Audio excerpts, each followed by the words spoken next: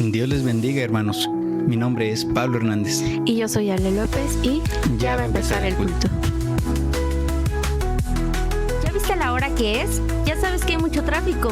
Ya llevo todo. No, espérame, me falta la Biblia. Ay, como siempre. Pues apurémonos porque ya va a empezar el culto.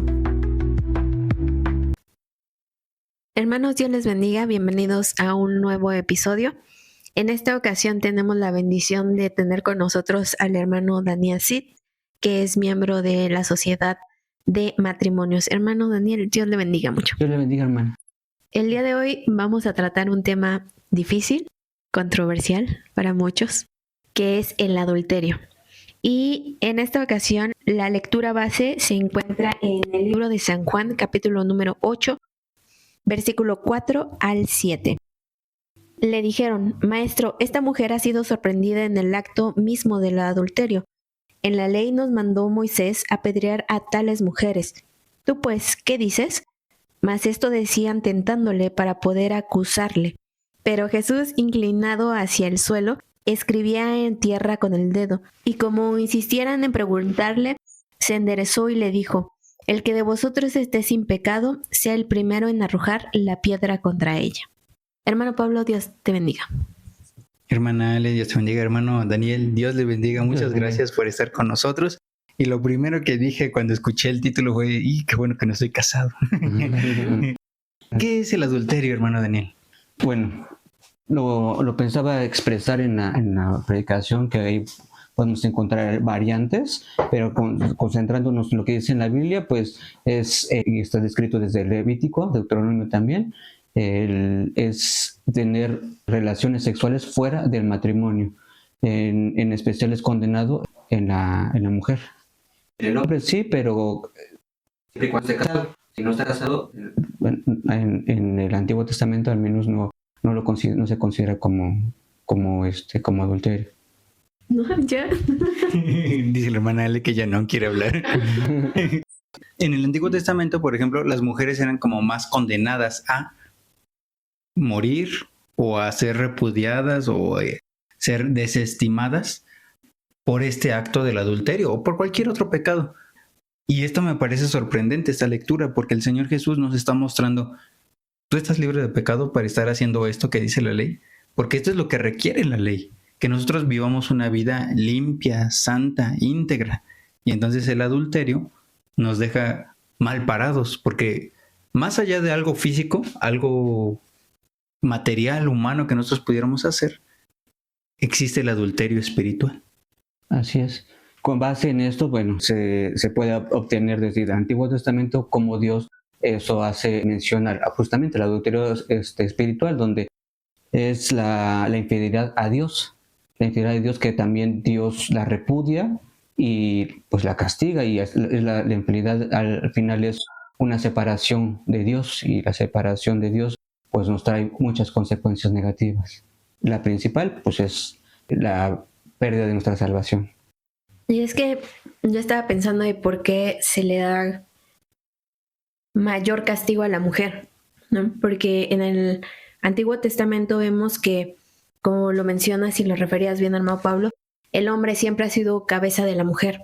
Entonces, el punto de que la mujer decida irse con otra persona, es decir, salirse del auspicio que tiene bajo su hogar, es mucho mayor peso, porque ella voluntariamente se está saliendo de esa cobertura y se está yendo con otra persona.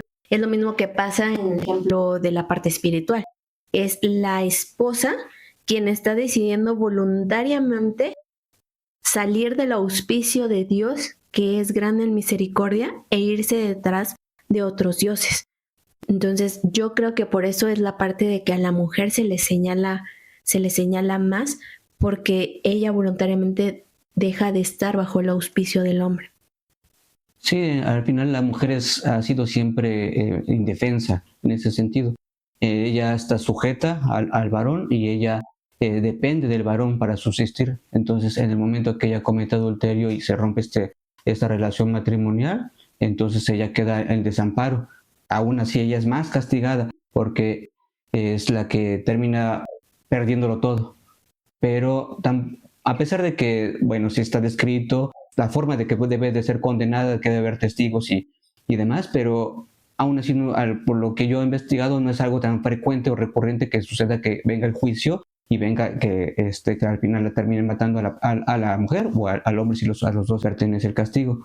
¿Por qué? Porque es difícil que se compruebe exactamente, que se compruebe ese acto, y debe de ser comprobado. Debe haber 2 testigos que hayan presenciado. Entonces, pues es muy, muy complicado esa parte, pero al final sí se contempla, ¿no? Y es que este ejemplo, por eso es tan hermoso este ejemplo que aún habla del adulterio, el que menciona la palabra de Dios, porque dice que las personas que la condenaban la habían encontrado en el acto mismo del adulterio. Es decir, había flagrancia en cuanto al pecado. Sin embargo, Jesús encarnado ahí mostró ser Dios infinito en misericordia, porque él tenía toda la potestad de haberla condenado en ese momento y haberle dado el castigo en ese momento. Sin embargo, la enseñanza que nos da a nosotros como sus hijos es que él es infinito en misericordia, y no caer en el punto de que quizá la justificó o que quizá solapó ese pecado. No, porque él no le dijo a la demás gente, no, ella no pecó. No, más bien el punto de todos somos pecadores y todos tenemos esa oportunidad de entrar en la misericordia y en la gracia de Dios, que es, creo que, una de las enseñanzas fundamentales de esta lectura, porque no hay ni pecados grandes ni chiquitos, es igual el que adultera al que hiere a su hermano. Sí, en un inicio pues es también una treta de que digan, sí hay testigos, para que pueda tener todas las bases para poder decir sí, pecó, sí hay que castigarla, porque justamente los fariseos estaban buscando algo, para encontrarle algo a Jesucristo para poderlo señalar y llevarlo ante el Sanedrín y hacerlo, alejarlo del pueblo que estaba, para él era una persona que estaba haciendo que el pueblo se fuera revoltoso, ¿no? Porque empezara a seguirlo, empezara a preguntarse pues, si es el Mesías, y entonces muchas cosas que a ellos no les convenían y querían encontrarle un puntito negro para poderlo silenciar. Pero independientemente de eso, decirle, no, pues mira, aquí sí había testigos, pero independientemente de eso, él no, claro, con su infinita omnisciencia, pues sabe a qué van ellos, pero de todas formas no responde en ese sentido, sino responde por su llamado, por lo que lo envió el Padre, que es a salvar, no a condenar. Me llaman la atención 2 puntos de lo que estabas mencionando, hermana Ale, de la gracia de Dios, el pecado, que no hay pecado pequeño o pecado grande, y lo habíamos comentado un poquito con nuestro amigo C, nuestro amigo católico, que en realidad no hay pecado chico y pequeño, y él sacaba a algún otro estudioso que decía, entonces lo que dice tal persona está mal. Es que nosotros no vemos la gracia maravillosa de Dios desde esa perspectiva. Ellos lo ven desde un lado humano, del pecado pequeño o pecado grande, porque tendría, entre comillas, razón de decir, bueno, este mató una hormiga y este mató un elefante. Y entonces la vida de un elefante se ve más grande, más aparatosa que la vida de una hormiga. Pero todo esto se desecha cuando nosotros vemos el sacrificio de Cristo Jesús. Porque el sacrificio de Cristo Jesús es mucho más grande que el peso de toda la humanidad junta. Entonces, no es equiparable mi vida por la que Cristo murió. Entonces, ese es uno. Y el otro punto que quería decir de la mujer samaritana, si me permiten, lo voy a leer. Dice, capítulo 4, versículo 17 en adelante. Respondió la mujer y dijo, no tengo marido.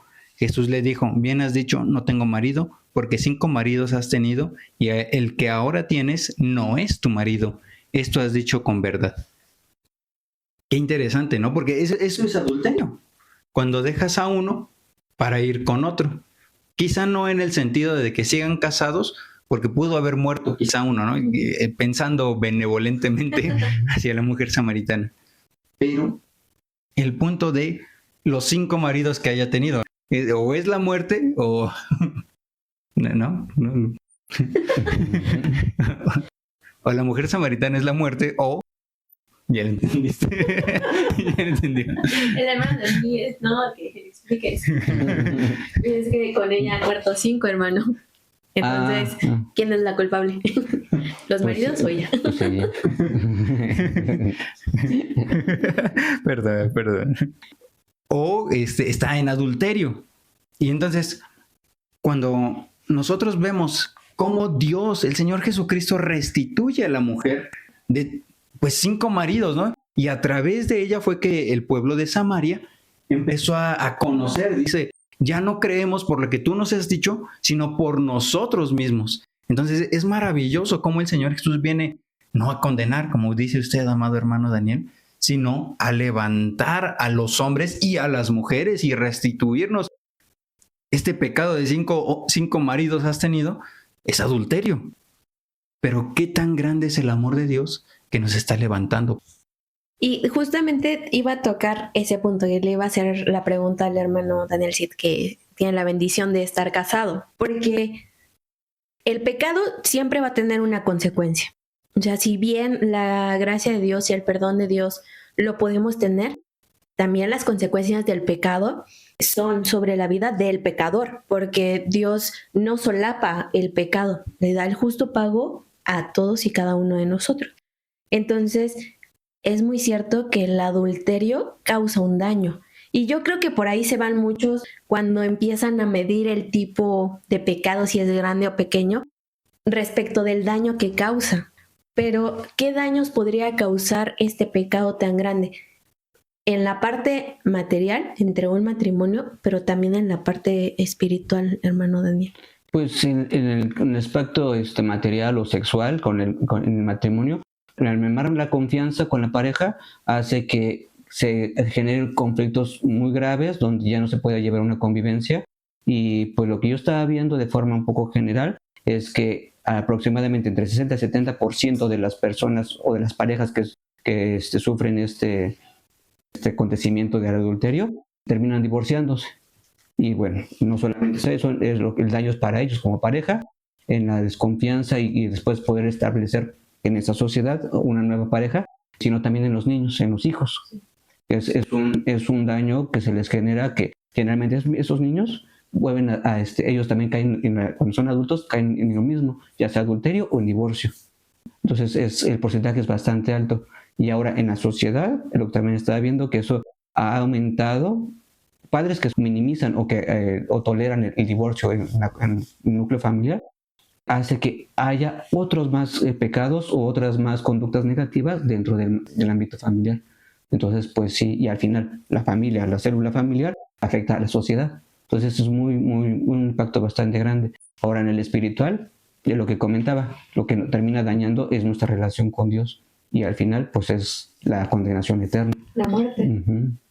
Y es que también me están recordando muchos pasajes de la Biblia. Porque la historia de Oseas, que dice, Oseas, capítulo 1 tiene el título La esposa infiel de Oseas y sus hijos. Capítulo 2 tiene el título El amor de Jehová hacia su pueblo infiel. Oseas 3, Oseas y la adúltera. Y el capítulo 3, versículo 1 dice, me dijo otra vez Jehová, ve, ama a una mujer amada de su compañero, aunque adúltera, como el amor de Jehová para con los hijos de Israel, los cuales miran a dioses ajenos y aman tortas de pasas. Vemos el amor de Dios hacia nosotros, que sinceramente somos un pueblo infiel. O sea, no nos podemos comparar con el amor de Cristo Jesús para con nosotros, y aún así Dios tiene misericordia para con nosotros, porque literalmente así está comparando Dios Todopoderoso, Jehová, Dios de los ejércitos, al pueblo de Israel, y en una aplicación a la iglesia también, así nos compara de su amor para con nuestro amor. Imagínense la historia de Oseas, que es tremenda, y digo, Señor, yo no quiero nada.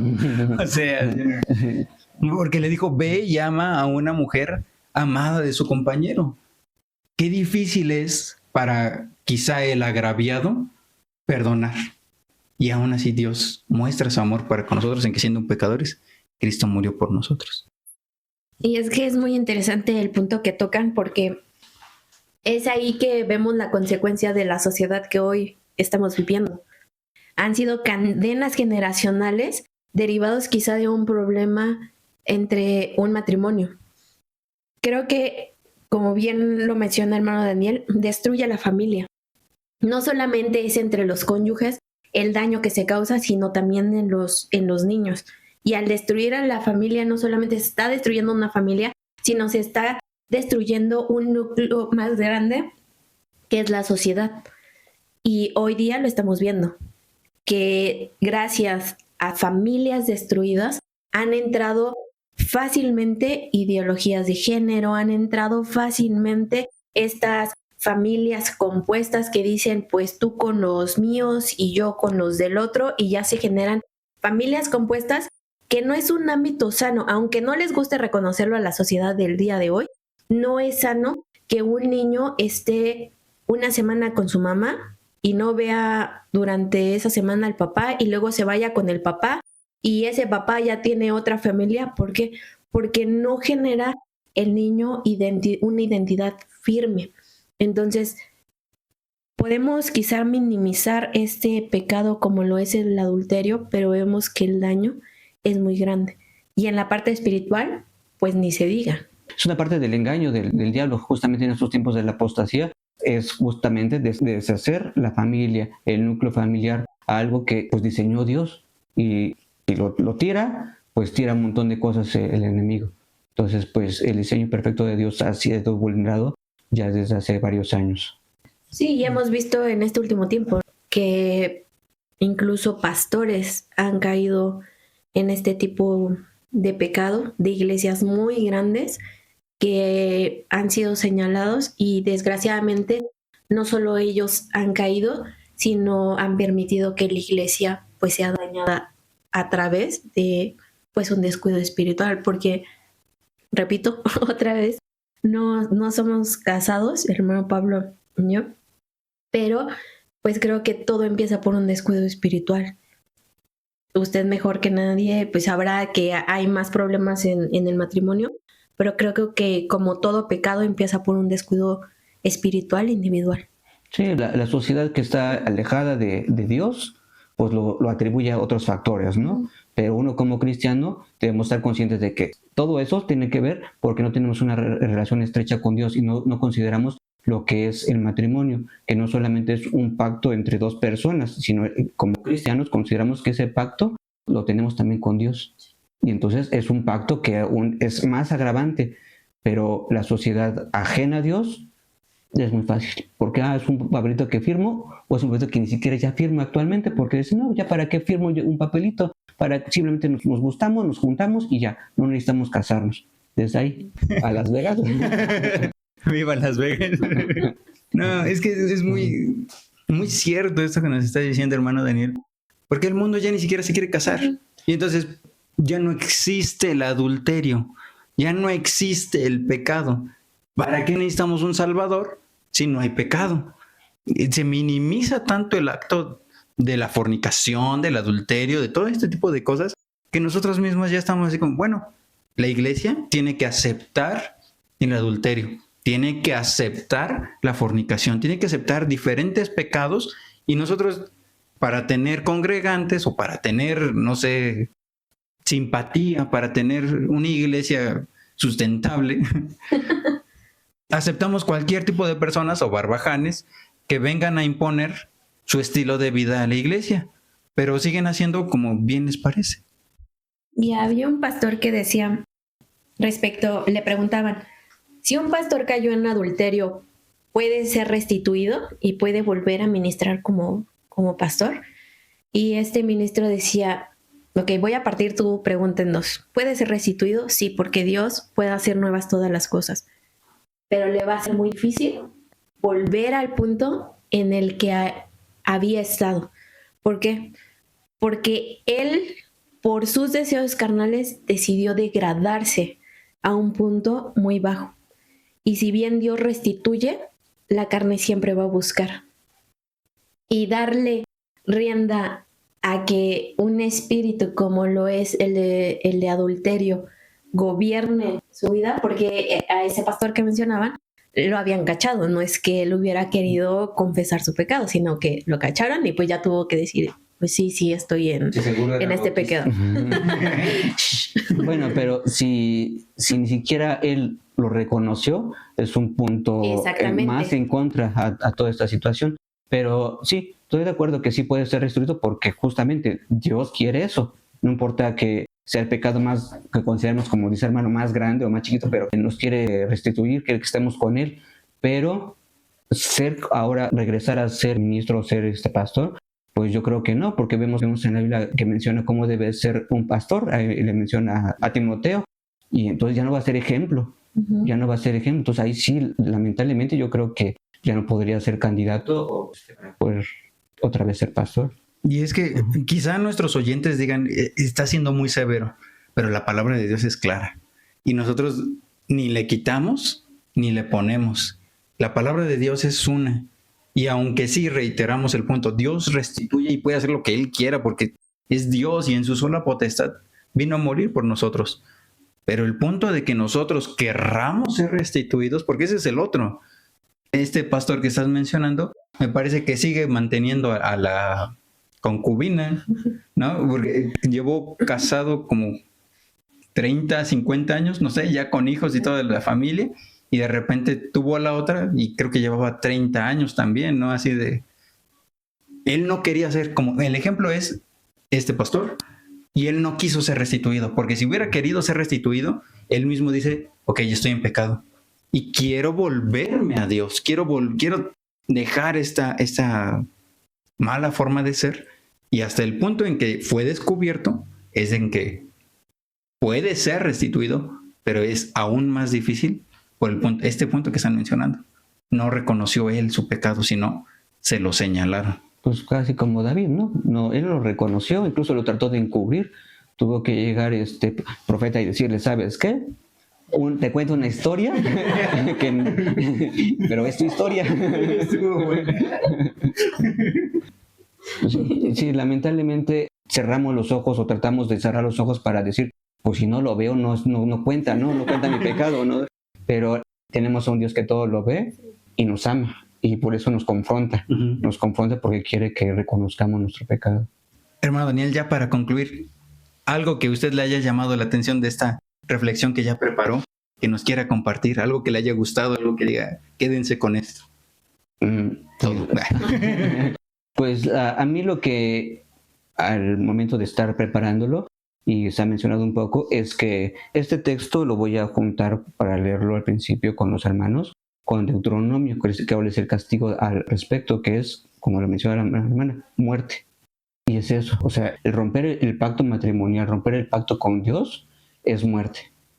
Y pues si Dios nos está poniendo muy, muy, muy claro, entonces, ¿qué queremos, la vida o la muerte? Muchas gracias, hermano Daniel. Sí, muy interesante este tema, pero hermano Pablo, ya vámonos, ¿por qué? Ya va a empezar el culto. Somos miembros de la Iglesia Cristiana Ebenezer, y en este podcast vamos a descubrir la vida que Jesucristo quiere que vivamos a través de su palabra. Y también vamos a platicar de la concepción humana y lo que en verdad dice la Escritura respecto de quién es Dios, sus mandamientos y la relación que tenemos con Él. Vamos a subir capítulos los días martes, jueves y domingo. En YouTube nos pueden encontrar como Ebenezer 4645, en Facebook Iglesia Cristiana Ebenezer, en Instagram Ebenezer-273. En Spotify, YouTube y Facebook también nos pueden encontrar como Ya va a empezar el culto. No olvides compartir y seguirnos. ¿Y sabes qué? Ya vámonos porque ya va a empezar el culto.